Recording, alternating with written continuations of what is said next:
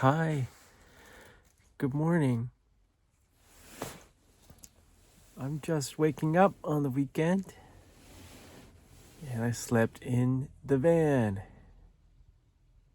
I forgot my pillow, but I bunched up this down blanket and it worked pretty well.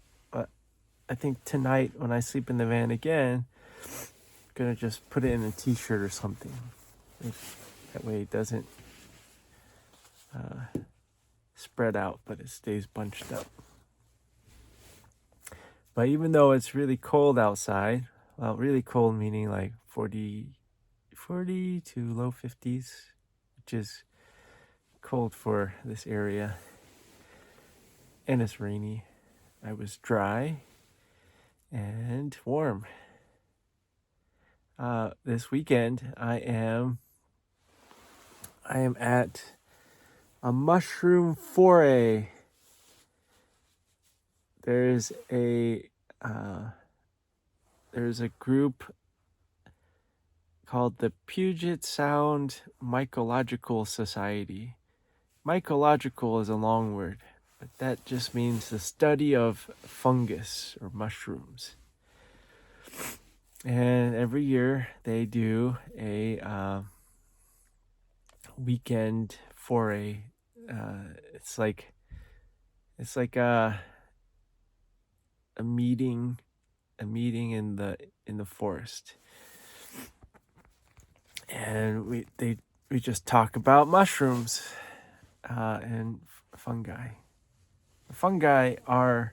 Mushrooms are the fruits of some fungi. Not all fungi have mushrooms, but this weekend is to learn and talk about mushrooms, and you'll find them in the forest and eat them.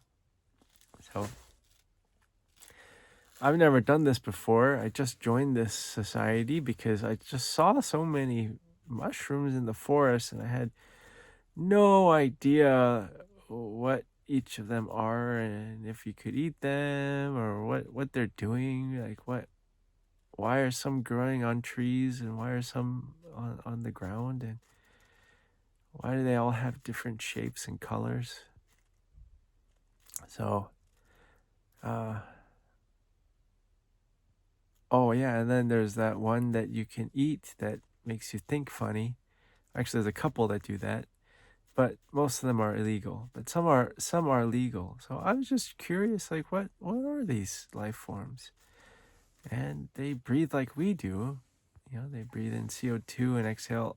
No, they breathe in oxygen and exhale CO2 like we do. I was just wondering, who are these? Who are these life forms? So I signed up for the Puget Sound, which is where I live. Puget Sound is just the waterway in between all the mountains where Seattle is. I signed up for the Puget Sound Mycological Society so I could learn more. And last night I came in and we had dinner and a couple lectures, and it was so cool at dinner to just meet a bunch of people that were interested in being outside in the mountains and finding mushrooms. It was really cool.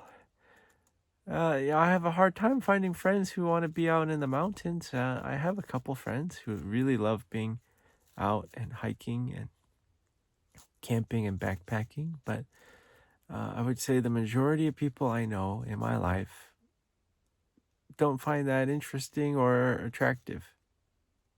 But here, everybody does. It's kind of cool. So today is the main day. Today, I'm gonna go. Oh, I got to get dressed in hiking clothes because it's wet. So I gotta put on like water wicking clothes and a waterproof outer layer, and eat some breakfast, and then we're gonna go to walk around, go find mushrooms, and I signed up for a navigation class too. So I'm gonna learn how to navigate with just a plain old compass. because when you mushroom hunt, you usually go off trail, so it can be easy to get lost. So yeah, I'm going to learn some navigation skills and identification skills of mushrooms. So I'll take you with me today.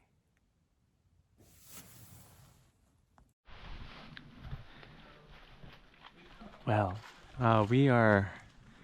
I'm in a small group. We all broke into small groups, but our small group leader said that we should all just go off into the forest and try to find some mushrooms, and then bring them back, and we'll identify them together. So I have 15 minutes or so, or 10 minutes now, to find some mushrooms. So, well, this is a lot of fun. And I might actually venture off the trail, try to find some stuff. I've never done this before, and I'm not exactly the most visually perceptive person. Many times I at home I ask my wife, where is this thing? And then she says, open your eyes, it's right in front of you. So I'm not the best at seeing things visually. So this is an exercise that I am going to try to be better at. Well, I'm looking here, and all I see is, I think this is Oregon grape, and I don't see any mushrooms. In fact, I can't even really see the ground. So I think I'm going to go back to the trail and find maybe a different area.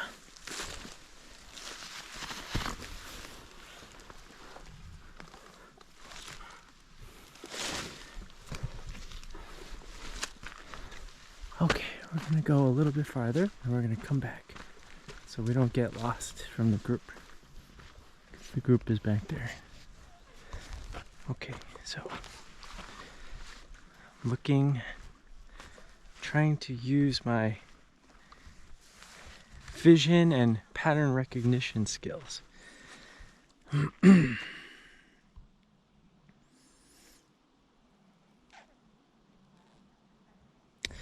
Now I wonder if these green guys are wood sorrel, but I have to remember that and look it up when I get home, when I have internet. So there's no cell phone reception here. Wood sorrel is really yummy. It tastes like sour apple. It's very delicious. Okay, so I'm looking for mushrooms. Oh, my GoPro stopped all of a sudden. Not sure what was recorded and what wasn't, but yeah, fungi can't make their own food, so they have to rely on trees and plants like we do. And this is really cool. It's just this clearing.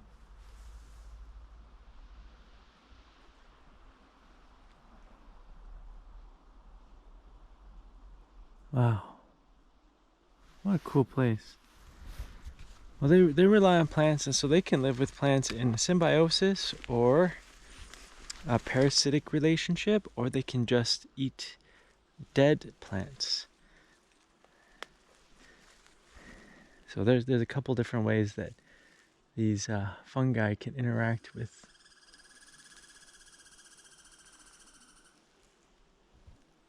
That was a cool bird call. There's a couple different ways they can interact with these plants. And the symbiotic ones, that means that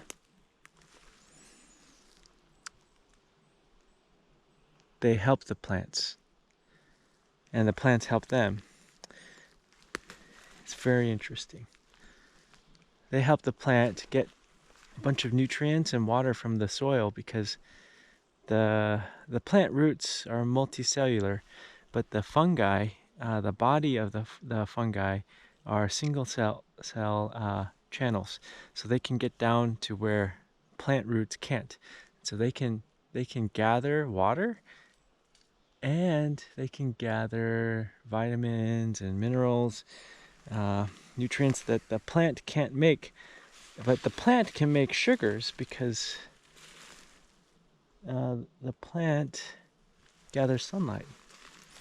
And so there's kind of like a handoff, a trade of. Well, I'm not being very successful in finding mushrooms. There's a trade-off in that the fungi gives the trees nutrients that it can't get, and then the tree gives the fungi sugar that it can't make from the sun. Well, I don't know how long it's been. Oh, it's only been a couple minutes. We're gonna go a little bit farther. Hopefully I don't get too lost. If I don't find any mushroom, oh, here's some mushroom, but it's all chewed up. Something chewed it up.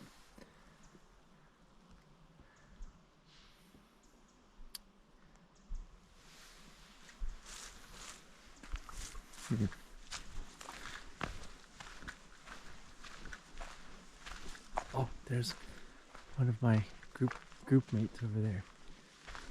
So I'm okay. Good. Comfort, safety in numbers.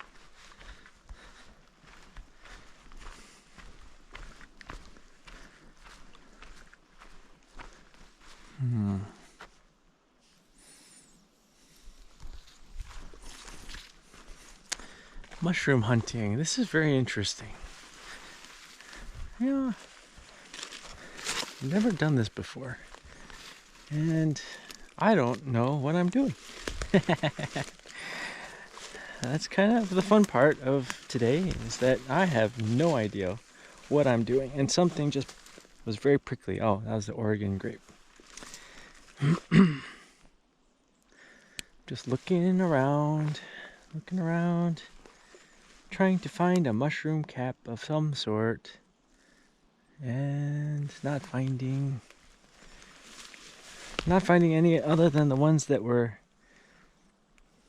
kind of chewed up already. Well, oh, okay. I'll show you what I'm looking at.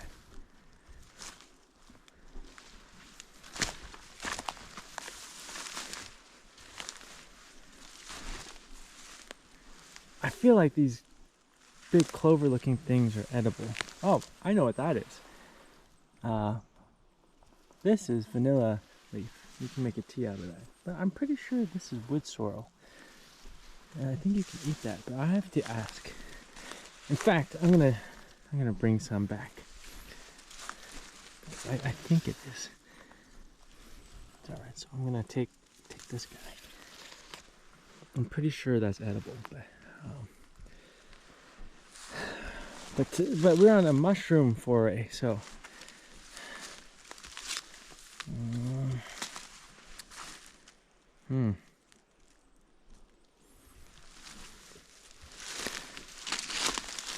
Well, this seems much more difficult than I was anticipating. Oh, ouch. Ouchie. Ow. All these Oregon grape are a little prickly. Oh, prickly. Ah. Any mushrooms? No, I'm not seeing any mushrooms. Alright, well, what I will do is I will keep looking, and I will show you if I find any. Okay, I am not going to go back empty-handed because I found something. Look at this little guy. It's brown and it's got a cap and a stem. That's about as much as I can describe it. I'm gonna get the iPhone out because the iPhone's better at close-up shots. All right, here we go. Here we've got some kind of capped mushroom. Let's see if we can see any more details about it.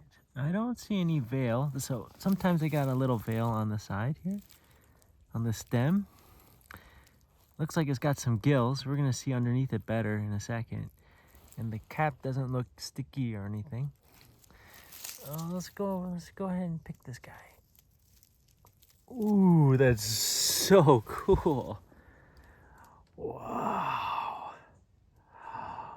Oh, so it's a gilled mushroom with white spores probably. All right, I am going to bring this back with my other leaf and we're gonna show this mushroom. You see what this is. I have no idea.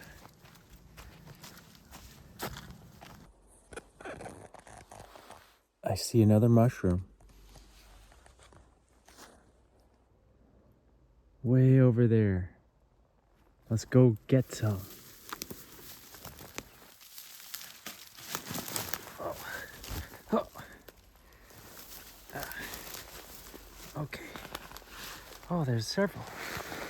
They're kind of under all this brush. Okay. Oh, this is a pretty mushroom. Oh, what was that? I think that was a squirrel that was talking. Hello, squirrel. Ah! Hi. Oh my gosh, it's right there. Hello. I'm just looking for some mushrooms. I'll be out of your area very soon. Okay. The squirrel was like, what the heck, man? What are you doing over here? Oh, look at that. Is that the same as this one? I don't know. No, they're different. They got a different shape underneath the cap. All right, there's several of them here, but I'm only gonna grab one because I don't know what it is, and so there's no reason to grab multiple. Now I got to get back to the group. Safety in numbers. Gotta get back to everybody else. Here are edibles, lobsters. Yeah, that's gorgeous, by all means. These are all edible mushrooms that people I know eat. Probably maybe these four. That's important. Yeah. Well, I mean, there's a lot of things. Every person you go out with will have a different list. And I'll tell you, if you go with Daniel Winkley, he'll say you can eat the roots of the tree, you can gnaw the twigs. You can probably make a tincture out of several of these things and inhale it. And he'll have fun. And if that's your you want to geek out on, make a big list and taste it. Go for it. It really can be fun because it's a way of learning and exploring the world. And I really believe, follow your passion. If you want to do dyeing, learn from that way because the purpose will give you the energy to keep practicing. But if you want to actually put it in your mouth, chew it up and serve it to your friends, these are possibly your options. This one is Russula brevipees, and it's famous because it's big and everyone sees it and it comes into every ID table, every show, because people are like, if only I could eat this thing, I'd be rich. They don't taste very good. They have their flesh is made of little blocks, little squares, like Lego. And when you build with Lego, if you don't alternate them, it crumbles, and that's what this does. So it breaks and crumbles really easily. And so, like this. But a lobster doesn't do that. This, when affected by the hypomyces, becomes quite different. It's firm. And that's why people prefer this. This gets kind of squishy. It has very little flavor. This has much more flavor, and it's got a nice firm structure. So you could smoke this. Some of the best lobsters I've had have smoked. A little bit of plank in a barbecue, your egg of your grill. Smoke it a little bit and put it on, say, some rice or slice it up, and it carries the flavor. Xerocamelus zelleri or Boletus zelleri. It's petite, but what we found in more recent studies is that there are multiple species in this complex, and this was published, and I think there's a new species called Xerocamelus atropurpureus. The way you differentiate between the two is partly on size and the stature, and somewhat about the white. There's a sort of a pale margin on the gill, on the edge of the cap for atropurpureus. So it's a Boletus, does it start with a Z? The second Xer. XER. You'll see over time, slowly, it'll have a little staining, a little grayish staining, but it doesn't go bright blue. That would be a different species. But there's nothing that's going to hurt you, really be really dangerously toxic that looks like this. And so it's a good mushroom. What does it taste like? I think, taste is really variable. I find it, I find it slightly slimy. It's not one of my favorite mushrooms. Anasabi are suspected to be toxic, and you shouldn't eat them. You can recognize them because they have dark spores. Are you seeing a little blush on the stipe? That's the spores falling, a little brown. They're brown spores. And most importantly, at the top of the stipe, you'll see powder. So I'm going to pass this around. If you turn over something and it's kind of dull, darkish spored, or you can just see the gills they can look white, but they're going to age darker. And you see that powder at the top? Just guess Anasabi for now. So I'm going to pass it around. Do not eat those. Where's powder? Umbrella? Those are the gills. And This the one basidia or has gills little that are spore free. growing dudes Like are on the Amanita. side of the gills. So they're covered. And if anyone wants to come over later this afternoon to see them on the side of the gills, I've got a dissecting scope that'll let you.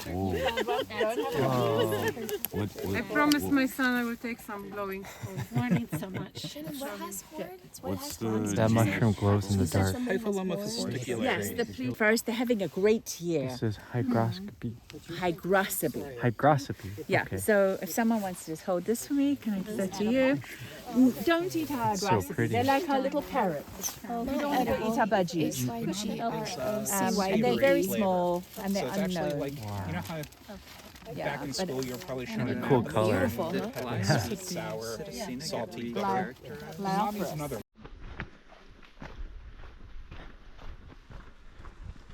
Well, we are breaking off again. And now I have 22 minutes to go find some more mushrooms and we're gonna meet again. Oh, I'm near some kind of like dried up creek. I wonder if there's gonna be something around here. Well, we're going to walk over here. Somebody was here because they found this little guy. Oh, sorry. There you go. Someone's been here. So what we're gonna do is we're gonna we're gonna just venture over here in this creek bed. I'm just curious what's over here in this creek bed. And of course, try not to get lost. Oh, found some stuff already. So what we're doing, we're just collecting mushrooms and then we're going to identify them together. I don't know what that is, but yeah, what the heck. We'll collect this guy and see. Oh, I think this is what I had already collected, an inocepi. I'm just going to put it back here. Well, yeah. Sorry, mushroom. Oh, man. Ooh, there's some kind of mushroom growing off of the dead wood. Wow, that's really firm. These are called polyspores, I think. The bottom doesn't have gills. They got polypores. Polypores. I don't think they're edible. Excuse me. Alrighty, so we're going to walk around in here and find some interesting things. I was talking with one of the other participants in the group, and he was saying that they collect Amanita muscaria, or the other name is fly agaric. But he says that when they collect them, they're cooking them to eat, and that boils off the psychoactive substances. So that's good to know, that if I cook the fly agaric, it will remove what I'm looking for, which is the psychoactive compound. Muscimol is how he pronounced it. All right, I do see a mushroom growing off this root or something. It's actually a couple.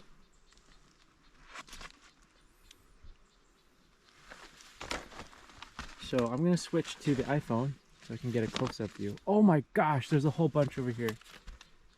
Oh, okay. Okay, I'm gonna get out the iPhone. Hello, beautiful mushroom. Wow, you are so pretty.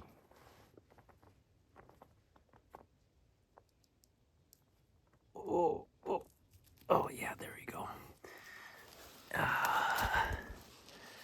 Let's see. Oh, wait. I think I saw this. It's got alternating gill structures.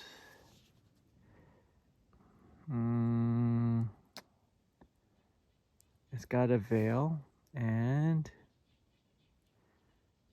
yeah, I don't know what that is. It's a mushroom. We're gonna bring that and put that in the bag. And we're gonna look at these other weird looking mushrooms. Oh, here they are. Whoa, these look really funky. Oh my gosh. I don't even know if I want to touch them.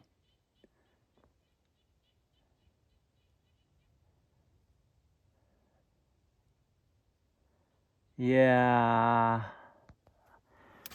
I don't know if I want to touch that one. Yeah, I don't feel so hot about that. Now this one's kind of cool.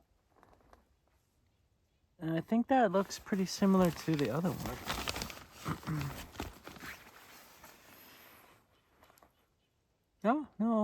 No, it's different. All right, we're gonna bring this little guy. I don't want to touch the other ones. Those look really gross. I don't feel so good about it. And I'm gonna trust my heart, because yeah, I don't know what that is. But I'm kind of curious. Like I want to bring this wood over. Yeah, I can't detach that. I'm not gonna touch that. Okay. Here's another one I found. Growing off the log. Oh, it's kind of iridescent almost.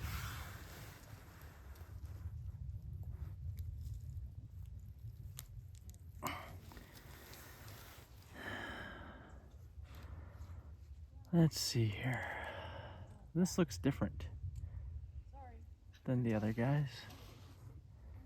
So we're gonna bring this one.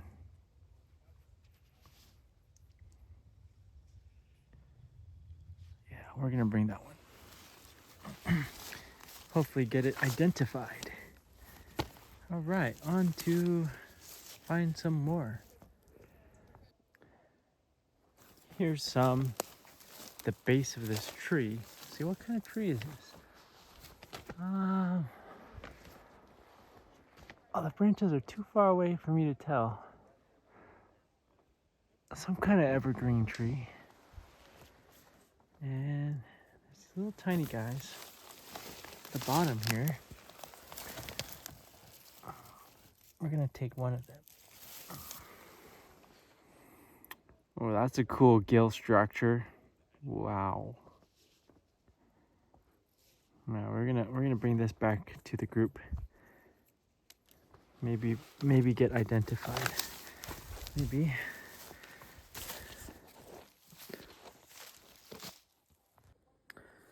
Oh, right next to that other one I just picked, these little tiny brown guys.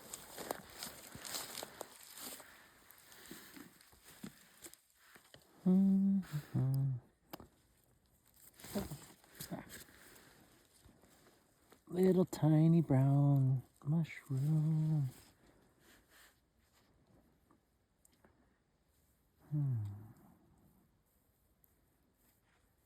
It's not focusing. Gosh, you know, my initial thought was this was psilocybin, but it's not. And it's illegal to harvest psilocybin in this country. Okay, either I've gotten better at finding mushrooms or I just got lucky and I found a nice patch. This one's got kind of a spider web veil on it. So we're going to bring that. It's kind of sticky on top too. You can see the pine needle sticking to it. I'm going to bring this one to the group. And it's decurrent. And chanterelle. it has this kind of coloration. This is a white chanterelle. White chanterelle. So, Will never open up. yeah, they often are really gooey, a bit gooey. And they're not as easy to spot. They often grow under the duff. That's why we look for mushrooms. So what else have we got here? We've got the Omphidius.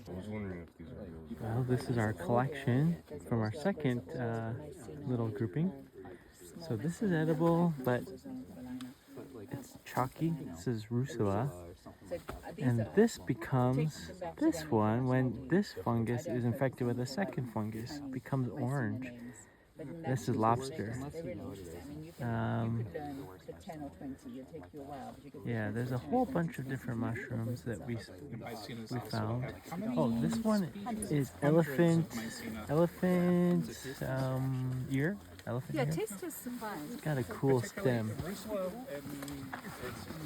And these are cool. These are little corals. Does anyone have things they want to take back to the table to put in the box? If anyone has things you're hanging on to that you don't want to carry. One of the other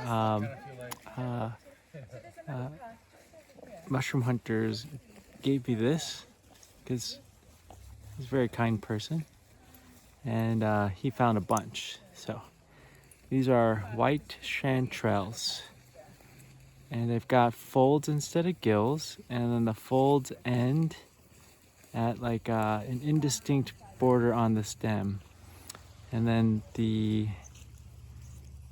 lip kind of looks like lettuce or something. It's got kind of a curled,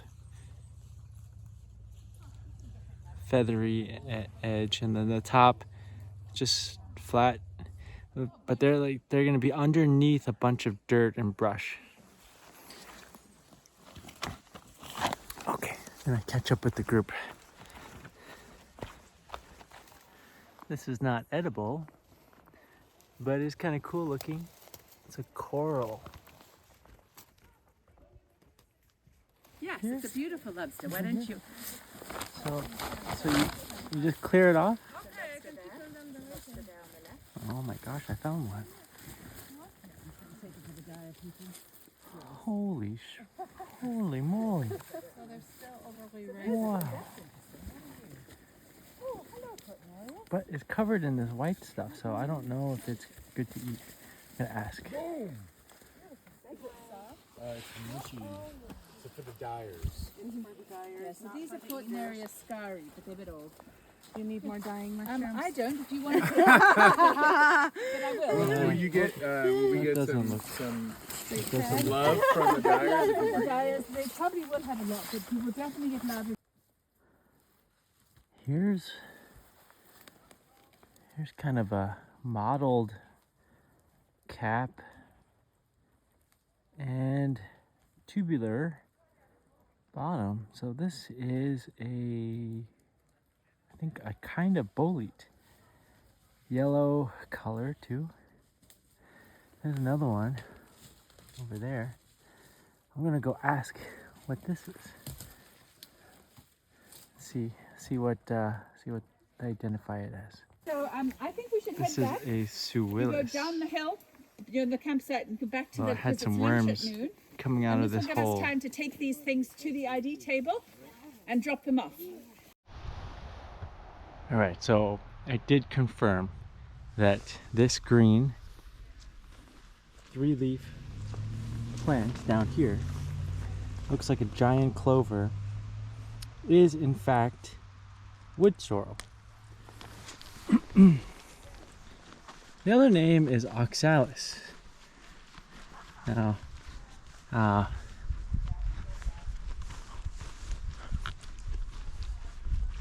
it's got a very yummy tart, sour tart, like a sour green apple flavor. Very yummy, delicious. Now, it's got kind of like these heart shape. I ate one of the leaves, but there's 3 of them, and it grows right next to the ground. Now, they're big leaves. They're not like, here's my finger. You can put it in salads. Now, the other name for wood sorrel is oxalis.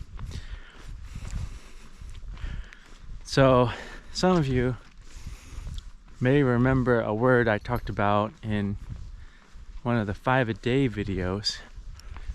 5-a-day videos is when I just eat lunch and I talk about some food and whatever's on my mind that day. But one of the videos I talked about oxalic acid or oxalates, because several viewers brought up the concern of too many oxalates in a green smoothie. Well, this is called oxalis. It's got oxalates in it.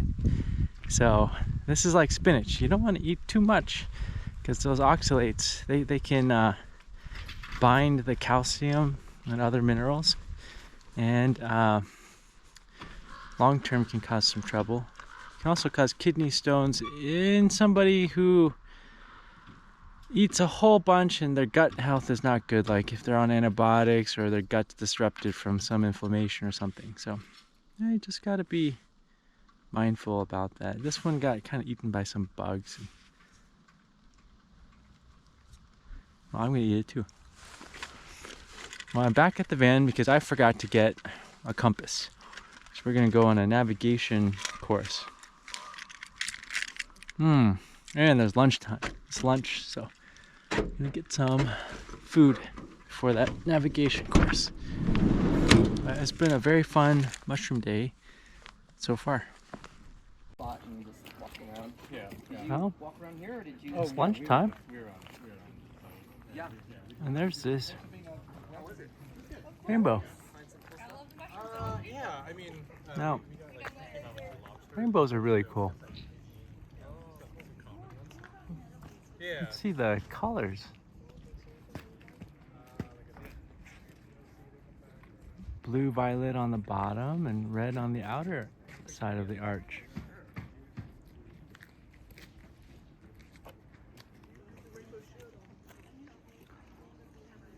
Can't quite make out the double rainbow, but there's always a double rainbow. It's just too faint to see on this one.